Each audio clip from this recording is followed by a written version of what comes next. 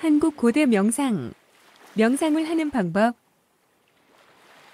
마음을 진정시켜야 할 필요가 있을 때는 바람을 쐬려 밖으로 나가거나 혹은 혼자 앉아서 하는 명상이 먼저 떠오른다. 고도로 밀집된 도시 생활에서 명상은 긴장을 완화하고 스트레스를 해소하는 역할을 한다. 성과 명상은 깨달음을 찾거나 돌을 닦는 사람을 상상할 때 가장 먼저 떠오르는 이미지다. 그래서 내면을 탐색하는 가장 대중적인 것으로 알려져 있다.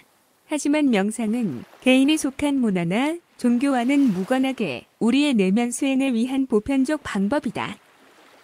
일반적으로 우리는 친지의 죽음이나 특수한 경우를 제외하고는 영혼, 정신, 마음, 의식 같은 것은 별로 생각이 없다.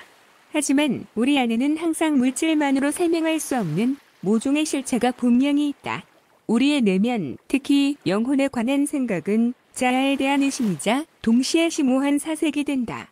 그러나 유물론은 물질만이 유일한 실체이며 정신적인 모든 것은 물질에서 파생되는 부차적인 현상이라고 보는 견해다.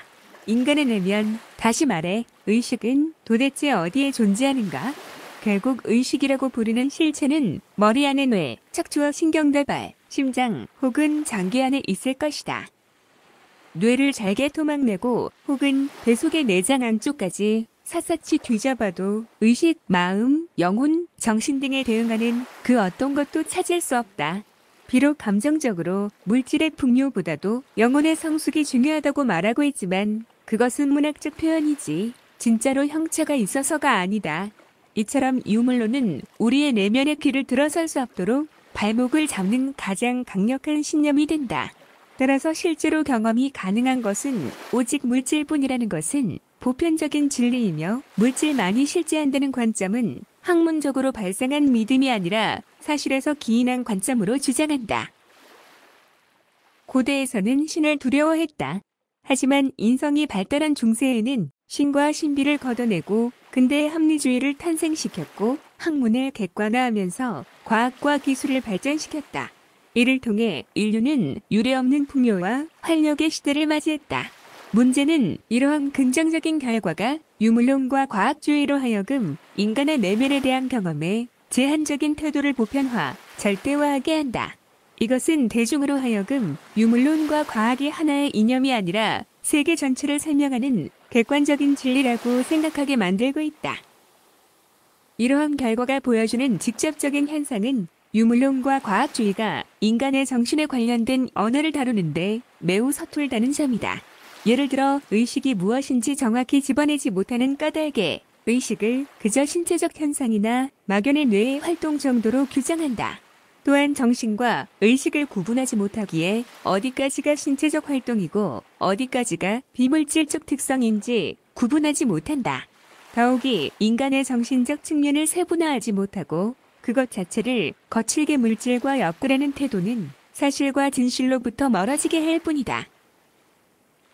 객관적 실체로서 자기 내면을 들여다볼 줄 알고 실제로 들여다본 경험이 있는 사람에게는 유물론의 태도가 납득하기 어렵다.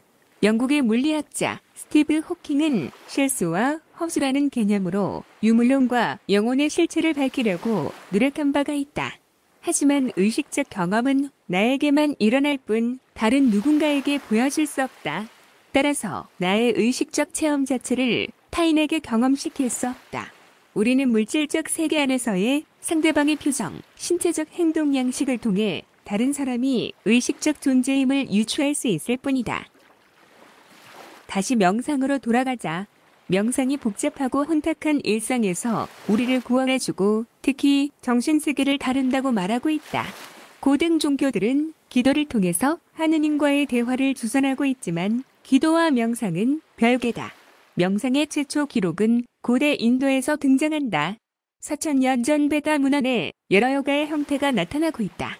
하지만 그 이전부터 마음과 관련된 수행이 광범위하게 이루어지고 있었음을 짐작할 수 있다. 그래서 신체적 측면에서는 요가로, 정신적 측면에서는 명상으로 나누어 부르는 것이 정착된 듯하다. 명상하는 방법 중에는 여러 가지가 있다. 첫 번째는 외부의 감각에 집중하는 방법이다.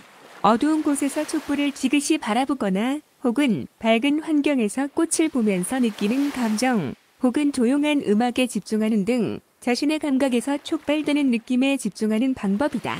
두 번째는 배꼽 아래의 하복부에 집중하는 한국 고대 명상, 선도의 단전호흡 또는 신체에 분산된 정신적 에너지인 차크라를 대상으로 하는 요가의 호흡법이 있다.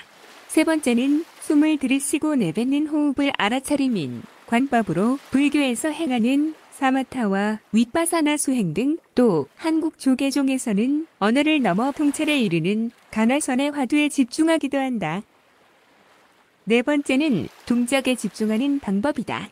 걷기 명상이나 부처기 108번조라는 명상 등이 있고 이슬람 신비주의의 수피 댄스처럼 음악에 맞춰 극단적으로 회전함으로써 무아지경 속에서 신과의 합의를 추구하는 명상도 있다. 그 외에도 학업과 직업의 능력 증진을 위한 실용 명상 등이 있으며 또 심리적 문제 해결이나 심적 평안과 안정을 위한 마음 챙김, 명상, 또 내면의 이미지에 집중하는 방법으로 영적 스승, 불꽃, 죽음 등의 이미지를 떠올리고 그것에 집중하는 심리치료식 방법 등 여러 가지가 있다. 의식을 활용하는 명상은 자기 최면식 심리치료와 같다.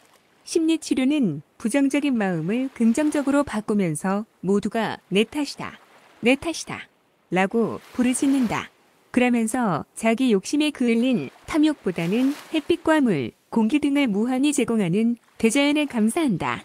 따라서 목표하는 미래의 자신의 모습을 눈을 감고 상상하는 것은 의식의 활용이다.